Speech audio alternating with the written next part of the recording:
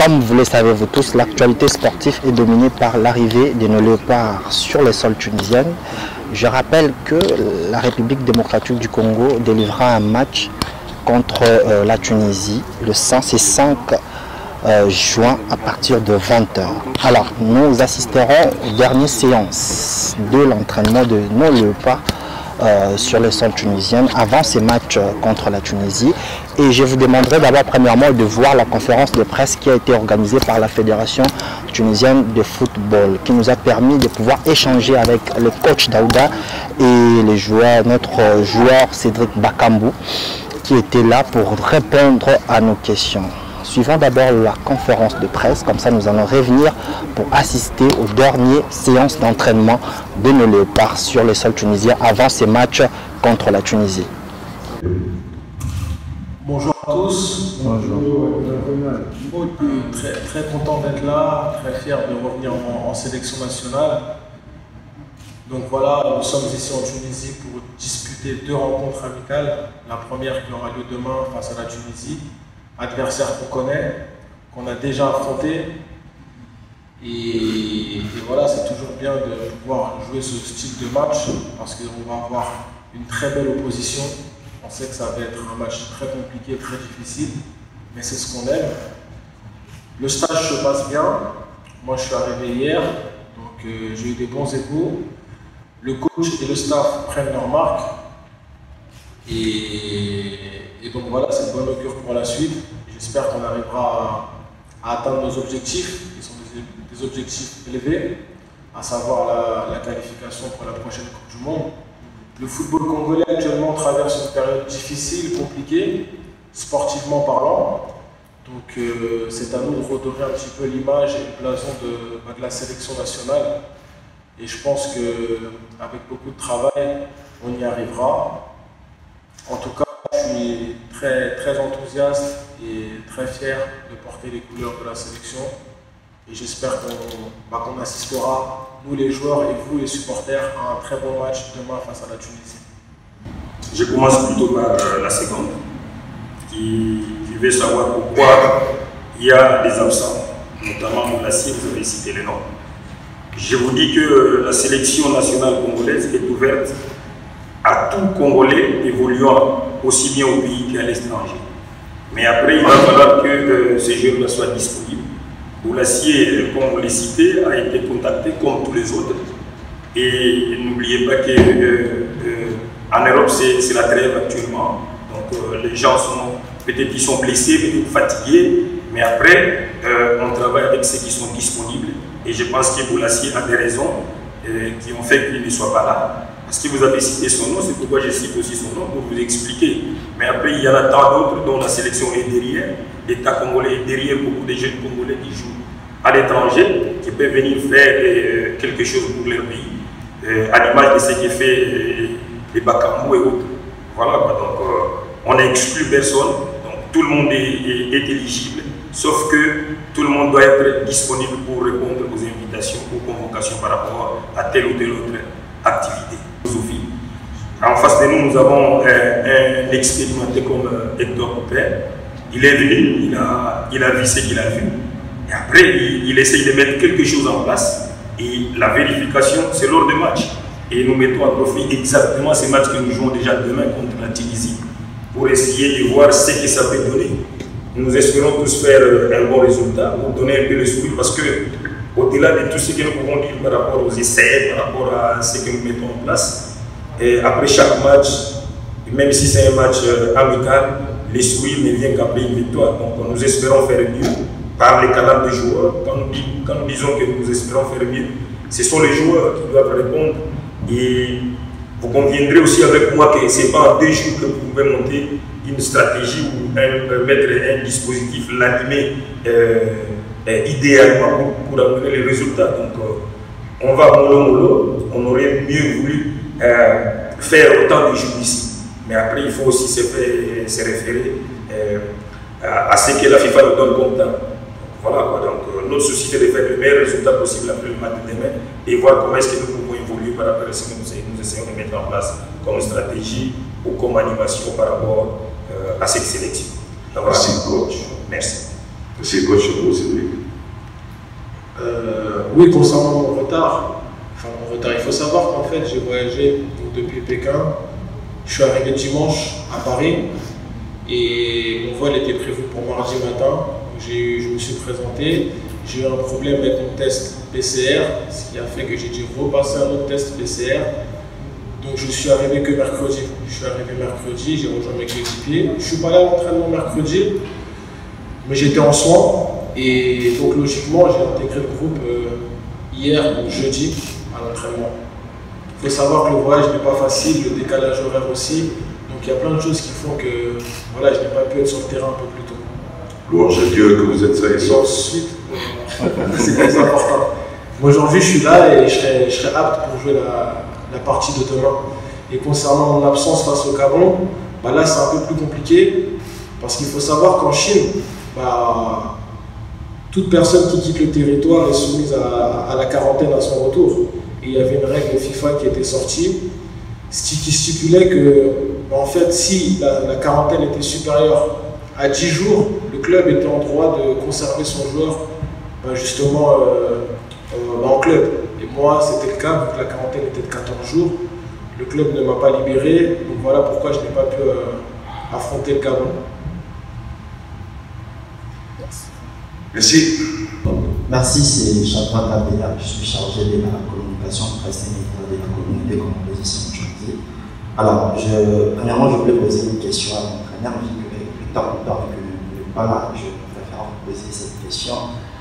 Vous savez, ces dernières années, l'air des ACI, beaucoup, je ne fais pas de divulgation, mais beaucoup plus de abaisse par rapport à la sélection nationale. Qu'est-ce que vous allez apporter cette année ou soit les années qui viennent par rapport à ce qui s'est passé l'année précédente? Nous savons tous ce qui se passe à Goma et autres, mais nous voulons savoir qu'est-ce que le staff va apporter premièrement ces années qui viennent et quels sont les mécanismes à faire, quels sont les mécanismes pour essayer de rebâtir encore cette équipe que nous aimons tant. Et ma deuxième question, vu que l'entraîneur n'est pas aussi là, c'est par rapport à la sélection de nos joueurs. Sur base de quoi vous sélectionnez nos joueurs? Parce que l'année passée avec le Floral BPCT, sur base de temps de jeu et autres, et maintenant sur base de quoi vous sélectionnez nos joueurs qui évoluent à l'extérieur du pays.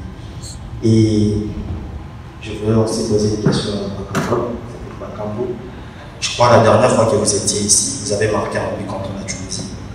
Alors, à quel état d'esprit que vous allez aborder ces matchs et qu'est-ce que nous allons retenir de ces matchs contre la Tunisie et pour votre stage ici en Tunisie? Voilà. Merci.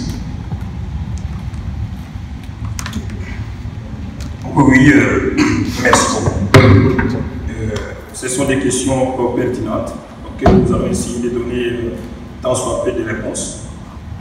La première question concerne la baisse qu'on constate au niveau de notre football au pays.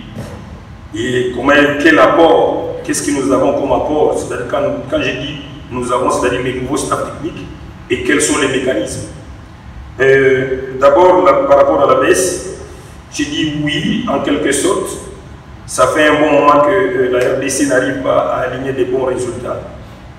Et quand on n'aligne pas des bons résultats, du coup on tombe dans ce que vous appelez ici baisse. Mais moi je pense que le football reste lui-même et pratiqué comme tel en RDC. Et la volonté de notre organe technique, c'est-à-dire la Fédération congolaise de football association, c'est de continuer à travailler pour redorer le blason de notre football. Raison pour laquelle vous avez aujourd'hui un nouveau staff technique à la tête de cette sélection. Et là, je passe directement à votre deuxième question, c'est-à-dire quel est l'apport de ce nouveau staff technique. J'ai dit déjà, le changement lui-même, c'est un apport. Parce qu'à chaque changement, il y a renouvellement des capacités, il y a innovation de méthodes, et ça booste la motivation au niveau des joueurs. Tout le monde fait un effort pour montrer aux nouveaux sélectionneurs qu'il vaut la peine. Cela amène cet enthousiasme autour de la sélection. Donc cet apport, il est grand. Et après, il faut noter aussi que cet apport passe autour de la personnalité des sélectionneurs, sans tromper ou sans passer à côté, mais Hector, c'est quand même une expérience. C'est quand même quelqu'un qui connaît le football, il a voyagé un peu partout dans le monde. Donc je pense que c'est un apport dans ce cadre-là. Et quels sont les mécanismes? Les mécanismes, ils sont les mêmes, c'est-à-dire ça passe par le travail. On ne peut jamais brûler les étapes. Donc on commence par la préparation, et la préparation passe par des stages comme celui-ci. Nous avons des matchs, nous avons vu ce que cette sélection nous a présenté par le passé. On a essayé de travailler par rapport à ce qu'on a vu comme point fort, point faible, essayer de mettre ce que nous avons. Quand je dis nous sommes tous à la traîne de notre sélectionneur, nous savons ce qu'il prévoit. Et je pense que par rapport à cela, nous allons essayer de travailler et amener les souris, comme je l'ai dit, tout en sachant que le football, c'est un jeu à incertitude. Voilà. Et après, donc, par rapport aux critères, voilà. Les critères, c'est le même partout. La sélection est faite pour les meilleurs joueurs du moment. Mais après, comme je l'ai dit au début, c'est un nouveau staff technique qui est venu. Ce nouveau staff technique ne peut pas commencer dans une ville. On commence toujours par quelque part. On ne fait pas de table rase. On commence par la dernière sélection qui nous a représenté, de telle sorte que le sélectionneur puisse connaître les joueurs et voir qu'est-ce qu'ils peuvent donner et essayer petit à petit par rapport à ce que lui sait, amener 1, 2 ou 3 éléments qui peuvent manquer par rapport à sa philosophie et essayer d'étoffer un jeu ou une sélection pouvant amener les sourires. N'oubliez pas que ça fait 45 ans que nous cherchons une place à la Coupe du Monde. C'est quand même un grand pays, la République démocratique du Congo. Nous méritons mieux et je pense qu'il est temps de fédérer les efforts pour amener ces pays et ces pays qui a beaucoup souffert. Il y a des calamités partout. Dernièrement, nous avons le volcan qui a fait très mal. Ouais. Ça nous fait mal. Ouais. Pendant que nos frères souffrent de l'autre côté, l'État se donne la peine de nous amener ici en Tunisie pour nous préparer et dire qu'amener une médiocrité après un stage, ça sera la plus grosse bêtise qui soit. Et je pense que nous y attelons et nous pensons que ce que nous faisons va apporter quelque chose. Et par le canal des joueurs tels que Bakambu qui est à mes côtés, il le sait, on est pertinemment conscient et nous pensons que tout cela ne peut passer que par le travail. Merci. Merci beaucoup. Merci. Bon, on va passer à la réponse de Cédric, bien entendu. Oui, moi concernant l'état d'esprit, il faut savoir que l'état d'esprit il est au top. On a à cœur vraiment de redorer un petit peu l'image, parce que comme je vous l'ai dit précédemment, le football congolais actuellement traverse une période difficile et comme je l'ai dit, ça va passer par le travail. Donc l'état d'esprit, il faut qu'il soit irréprochable, que ce soit de ma part ou de mes coéquipiers, que ce soit le staff. Donc on a vraiment à cœur de se racheter entre guillemets après cette élimination subie prématurément à la Coupe d'Afrique des Nations. Et ouais, qu'allons-nous retenir de ce stage? Moi je pense qu'il ne faut pas non plus s'attendre à des miracles. Comme l'a dit le coach, on ne peut pas renouveler une équipe en 2 jours, ça serait du jamais vu. Sachant qu'on a un groupe assez élargi, on a, si je me trompe, une trentaine de joueurs, donc ça va être aussi une revue d'effectifs. Mais le plus important, ce qu'il faut retenir, ça va être l'état d'esprit affiché. Ça va même être plus important que le résultat, je pense, parce que voilà, si on veut espérer faire de grandes choses, notamment dans cette campagne de qualification pour le mondial, il faut que l'état d'esprit soit irréprochable. Et je pense que c'est ça la priorité aujourd'hui.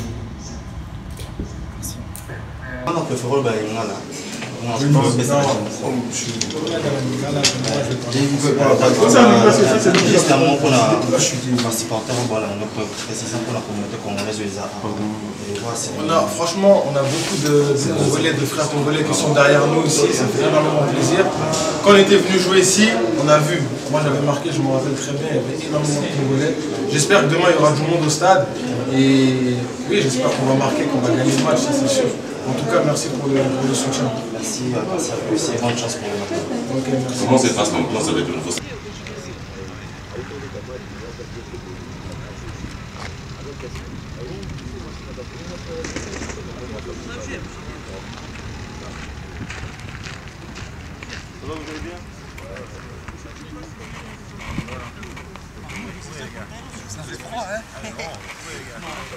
Después de la decisión.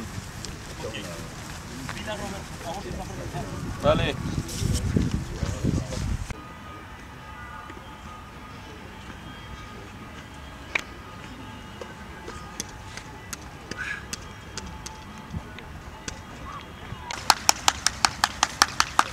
The other side.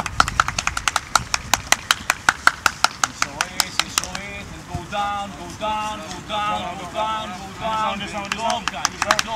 Now see that, and go down, guys, go down, pop, pop, pop, pop, pop, pop, pop, pop, pop, pop.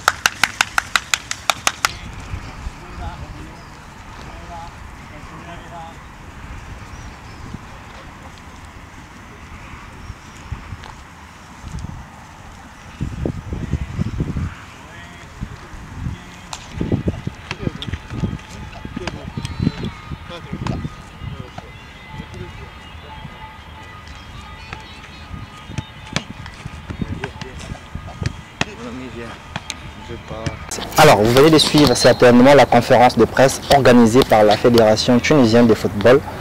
Alors, l'équipe est au grand complet avec l'arrivée de Cédric Bakambu, Gaël Kakuta, Marcel Tisserand et les autres. Et je rappelle également l'arrivée de des nouveaux joueurs dans leur première sélection. Alors, nous allons essayer de voir ce que notre équipe va donner demain à partir de 20 h.